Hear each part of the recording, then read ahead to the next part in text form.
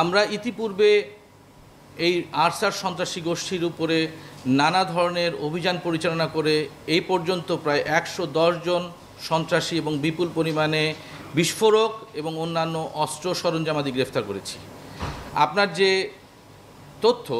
সেই তথ্য অনুযায়ী আমি বলতে চাই যে র্যাবের অব্যাহত নজরদারি, গোয়েন্দা তৎপরতা এবং অভিযানের পরিপ্রেক্ষিতে আরসার নেতৃত্ব শূন্য হয়ে যায় এবং পার্শ্ববর্তী দেশের যে অন্তর্ঘাতমূলক বিভিন্ন হামলা বা অন্তর্ঘাতমূলক বিভিন্ন ঘটনার প্রেক্ষিতে তাদের কাছ থেকে লুট হয়ে যাওয়া অস্ত্র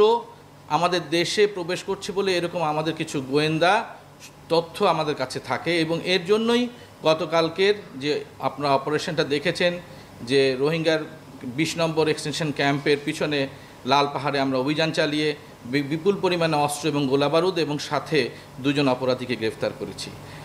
আরসার এই আক্রমণ বা এই আরসার এই ধরনের তৎপরতাকে নিষ্ক্রিয় করার জন্য আমরা স্থানীয় যে